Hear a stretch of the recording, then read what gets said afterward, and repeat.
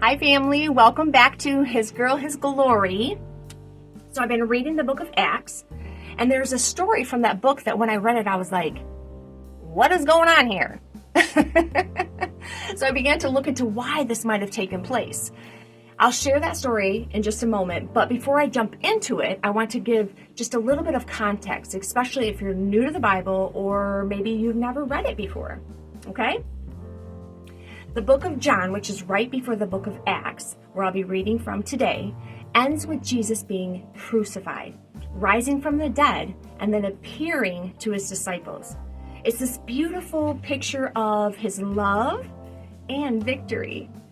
But before Jesus ascends into heaven, he makes a promise. He tells his followers that he's going to send the Holy Spirit, that they won't be alone.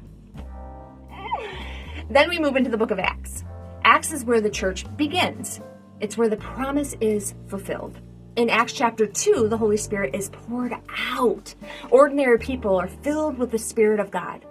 They begin preaching boldly. Thousands of people come to faith.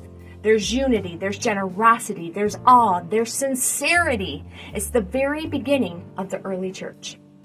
Everything is fresh. Everything is sacred. God is establishing something holy. And it's right there in the middle of that, in Acts chapter 5, where we read about two people, a man named Ananias and his wife Sapphira, that can honestly feel a little scary at first. Acts chapter 5 starts by telling us that they sold some land, brought money to the apostles, and said they were giving all of it, but secretly kept some of the money for themselves. And when they lied, they both fell down dead. And you might think, that seems extreme.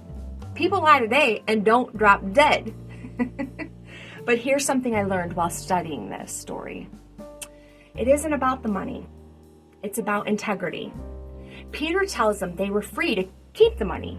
The problem wasn't the amount. It was that they wanted to look fully surrendered without actually being fully surrendered. They wanted the appearance of holiness.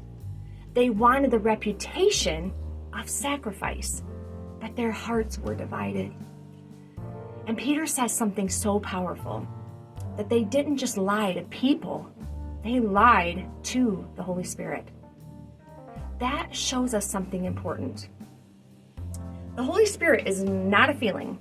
He's not a force. He is God. And God cares deeply about authenticity in the church.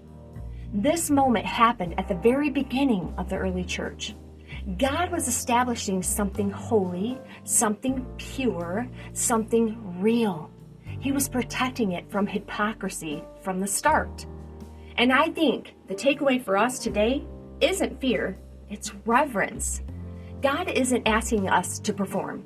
He isn't asking us to impress anyone. He isn't asking for exaggerated spirituality or dramatic displays. He's asking for honesty.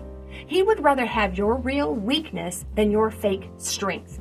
He would rather have your honest prayer than your polished performance. And I think in a world where Christianity can sometimes look loud, dramatic, or attention-seeking, this story brings us back to something simple. Be real before God. The Holy Spirit who lives in us is holy, and He is near. And He sees our hearts, not to condemn us, but to purify us. So today, instead of asking, why did they die? Maybe we ask, Lord, is my heart fully yours? Because He's not after our performance. He's after purity. Now, before we end, I just want to take a quiet moment. And if this story stirred anything in you, don't push it away. Just let it be an invitation to be real before God. You don't have to impress Him. You don't have to perform for Him. You don't have to look spiritually strong. He already sees you. He already knows you. And He loves the truth that dwells within us.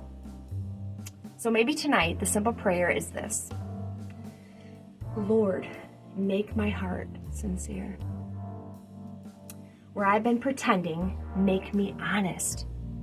Where I've been performing, make me pure. That's the kind of heart he draws near to. All right, family, let's stay bold. Let's stay surrendered. And remember, we're his and our lives are all for his glory. Until next time.